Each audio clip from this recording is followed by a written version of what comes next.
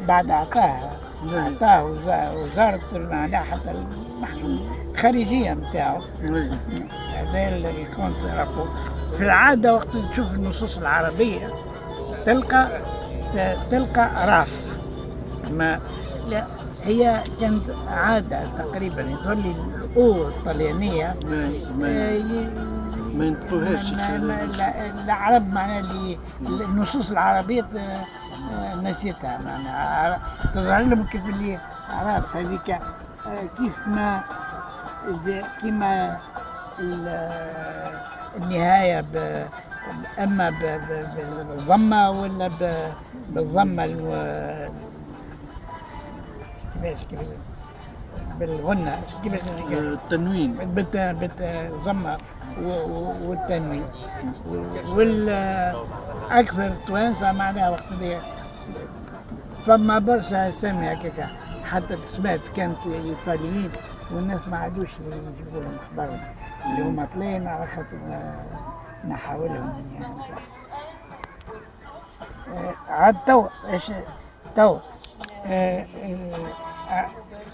انت حطيت بارودي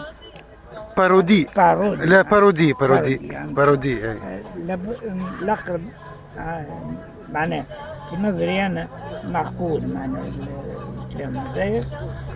هاو باش نزيدك معناتها دليل آخر اللي هي كابزبيب كانت راس الجبل. عام 1903 تجي بعثة أثرية للمنطقة هذه تلوج على تينيسيا ولا تينيسا، فهمني.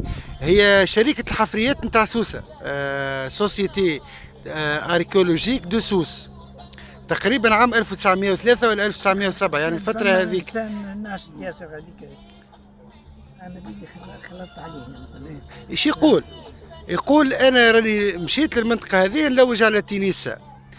تينيسا هذه قال أنا ما لقيتش عليها، كان فما شوية حجر معناتها قديم وكذا، وطلعت فوق جبل البلفيدير، فهمني. لكن يحكي باسم راس الجبل، مش يحكي باسم كابزبيب. ما اسم كابزبيب ما قالوش، فهمني. ومن بعد يقول راني مشيت للمتلين وهبطت حتى لين مشيت لسيدي خلف ومش عارف شنو. اي يحكي معناتها هو كيفاش معناتها عمل التراجي هذا الكل، ويحكي كيفاش مشى لسيدي عبد الله وكيفاش لقاه معناتها شنو اللي موجود فيه وكذا. ايش يقول كي مشيت راس الجبل لقيت عاينت بقايا الفخار المكسور. يعني هذه الترجمه نتاعي معناتها النص موجود، نجم نقول لك بالفرنسي اذا كنت تحب سي عز الدين، فهمني. يعني يعطي الفخار معناتها الجرار، لا الجرار يعني الجرار اللي لقيتهم مكسورين، مكسر معناتها فوالا. تحب نقول لك على النص بالفرنسي تنقولوا لك. المهم به لحظه